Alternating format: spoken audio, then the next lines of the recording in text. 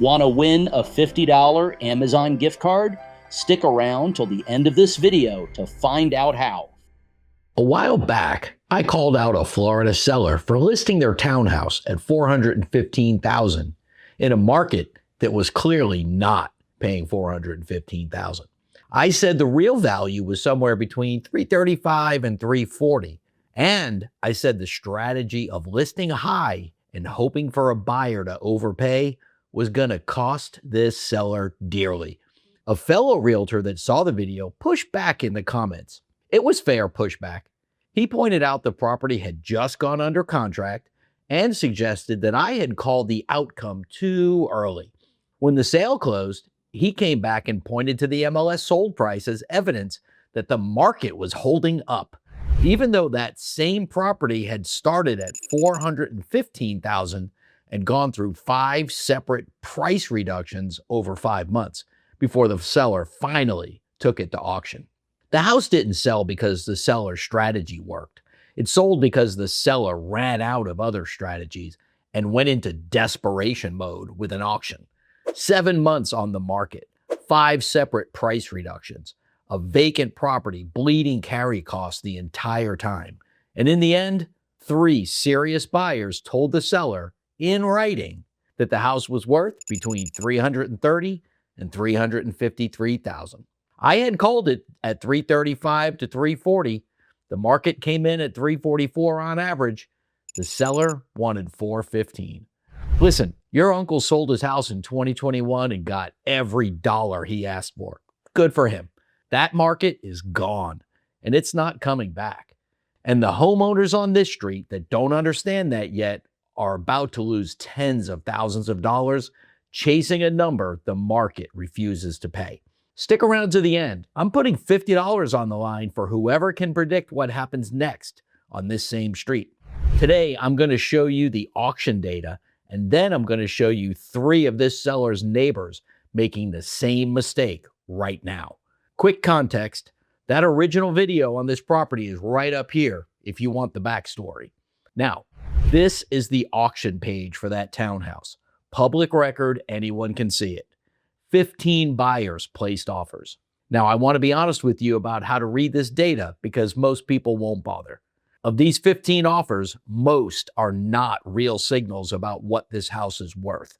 Auction platforms attract a specific kind of buyer, investors and flippers who place dozens of low-ball offers across dozens of properties, hoping to catch one seller desperate enough to take 60 cents on the dollar. So, when you see the bottom of this stack, offers in the 275 to 290 range, those aren't telling you what the house is actually worth. They're telling you that some buyer somewhere has a spreadsheet and a strategy. The real signal is the top of the stack, the buyers who actually wanted this home, not a discount on any house. This one.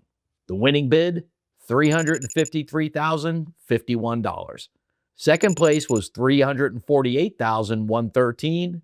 Third place, $330,188. All 3 financed conventionally, all 3 with substantial down payments between 20 and 29%.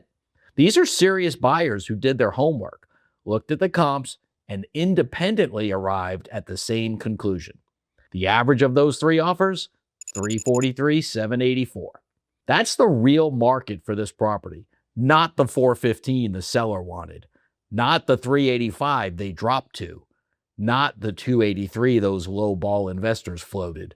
3 qualified buyers looking at all the same data, all clustered between $330 and $353. That's the truth. That's why my call of $335 to $340 was pretty tight. I wasn't guessing. I was reading the same data these buyers were. Now, look at the gap between what the MLS shows and what the seller actually got. The MLS says this house sold for $376. The auction site shows a winning bid net to the seller was $353,051. That's a gap of about 23 grand. That gap is just the normal commission and closing costs the seller pays on any sale. The same costs every traditional listing has. Nothing sneaky, but the MLS reports the gross sale price, what the buyer paid, not what the seller actually walked away with. So when the headline number said 376,000, it wasn't telling you what landed in the seller's bank account. The seller didn't get 376, and that's before moving costs, before any concessions, before the prorated taxes at closing. Now, stack the actual cost of selling this house. There are 3 layers the MLS doesn't show you. Layer 1, the auction platform already took its cut. The 353,051 figure in that auction page is net of the platform's commission. So the seller never sees a number bigger than that. Layer 2, the seller still has to pay their own listing agent. The auction platform doesn't cover that. The seller's agent listed the property, marketed it, fielded showings, and executed the transaction from start to finish. That commission still gets paid.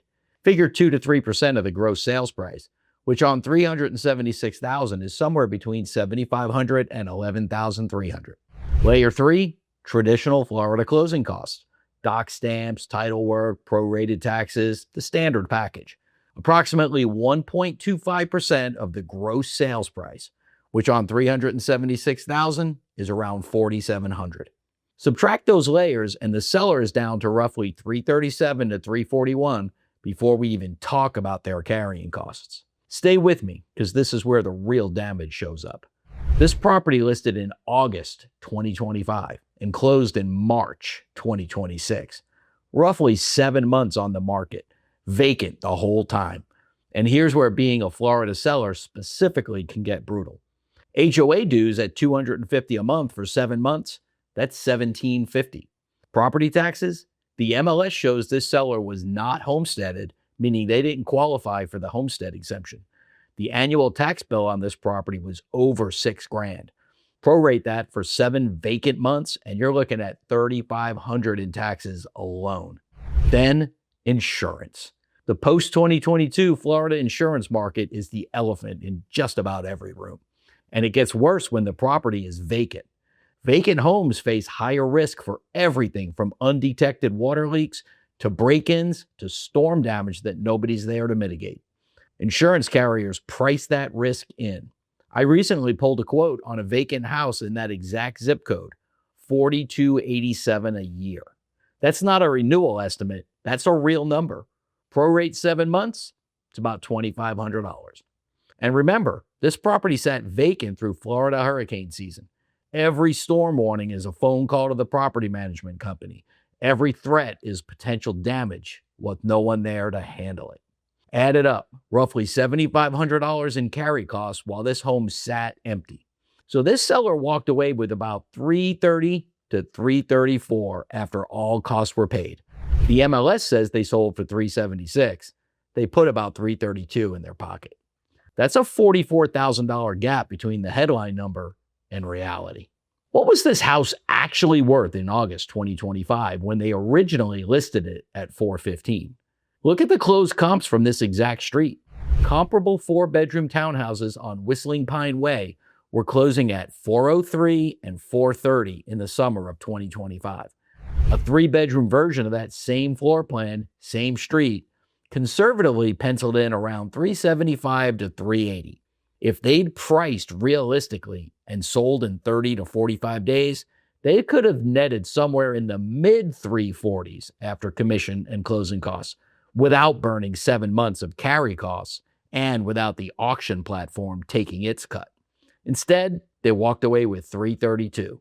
That's a $10,000 to $15,000 in real avoidable losses, plus 7 months of their financial life on hold while their cash sat trapped in an empty house.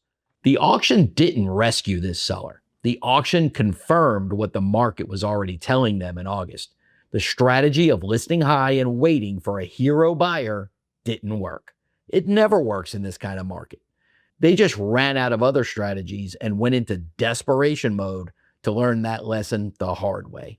Now, here's where it gets worse, because the neighbors watched all of this happen. The long market time, the price drops, the auction, the loss, and at least 3 of them decided to make the exact same mistake on purpose. One of them is using a trick so common, you've probably been fooled by it without even realizing. One of them did something with their list price that I genuinely cannot explain. And one of them is doing it right. And I want to give them credit because surrender in this market is the smart play. Let me show you all three. 11378 Whistling Pine Way. 3-bedroom, 2.5 bath, listed at $399,900. Look at the days on market.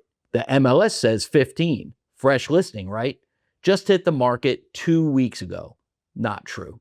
When you pull the cumulative days on market, the field most buyers don't even know exists, this property has been on the market 314 days, almost 10 months.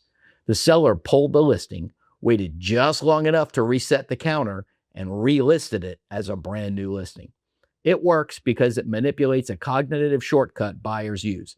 If it's only been on the market 2 weeks, the price must be reasonable. Otherwise, it would have sold by now. The relist trick is designed to deny buyers the information they need to push back on price. Now, look at the math. They're listed at $234.96 per square foot.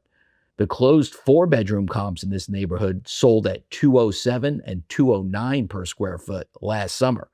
That's a 3-bedroom asking 12 to 15% per square foot more than 4 bedrooms actually closed at in a softening market 8 months later.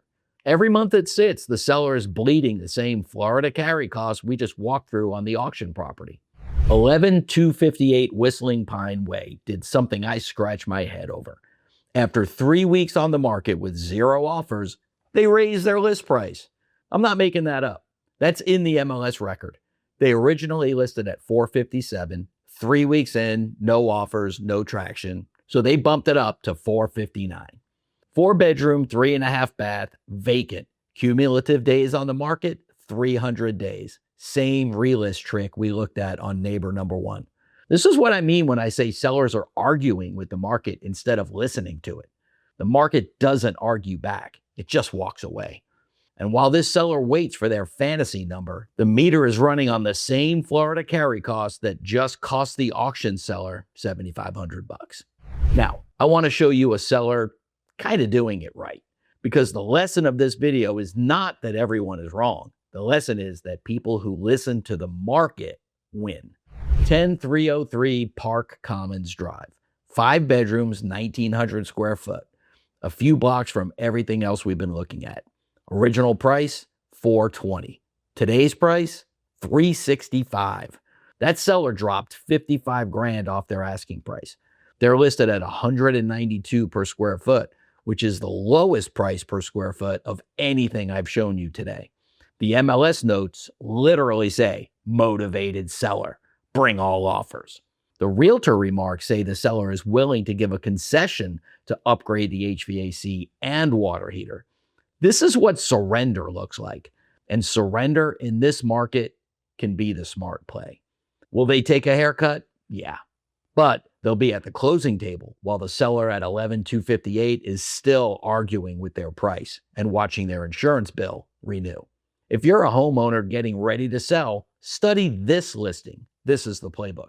So, why does this happen? Why do sellers price like it's still 2022? Because they're anchored to a number that felt real 2 years ago. They saw their neighbor sell for $440 in 2022, and they think that's what their house is worth. It's not. Equity is not a memory. It's whatever a qualified buyer is willing to pay you today. If you're a homeowner thinking about selling, here's a test. Don't price your home based on what active listings around you are asking. Active listings are just aspirations. Closed sales are reality. And when you get an offer, stop thinking about the gross sales price. Think about what's going to land in your bank account after commissions, closing costs, and most importantly, the carrying cost you didn't have to burn. If you're on the buying side of this, and especially if this is your first home purchase, here's your edge. Pull the cumulative days on market on every listing. If a property says 15 days, but the cumulative is 300, you're not negotiating against a fresh listing. You're negotiating against a seller who's been bleeding for 10 months. And if a property went to auction, ignore those low-ball investor offers in the bid stack. Look at the top 3, the serious buyers, the ones with real down payments and conventional financing. That's the actual market. That's the number that you negotiate from. And if you're relocating to Florida from out of state, which is a huge chunk of the buyers in this market right now, this is doubly important. You're not just negotiating against a seller's price. You're negotiating against their assumption that out-of-state money will overpay because you don't know the local comps. Don't be that buyer. Pull the data. Use the same edges I just gave you. Florida is still an incredible place to live. Orlando is a world-class city, but you have to respect the cycle we're in. Look at the real data, price reality, not your feelings. I called the last one within $5,000. Let's see how close you can get. We're going to track the next listing on the same street live, and there's a prize on the line. Drop a comment below to predict the exact final closing price of 11378 Whistling Pine Way, Orlando, Florida. The 3-bedroom currently listed at $399.9 with 314 cumulative days on market. The closest guess without going over wins a $50 Amazon gift card. Contest closes the day this property sale closes. That's when the final sales price is locked in and we have a real number to score against. Tiebreaker goes to whoever commented first. Full rules in the description. Put your number in the comments right now. Hit the like button. Florida real estate moves fast, and the people who don't pay attention pay for it. Subscribe so you don't end up paying for it. This has been the Florida Real Estate Insider. I'm still Tom McNamara. I'll see you in the next one.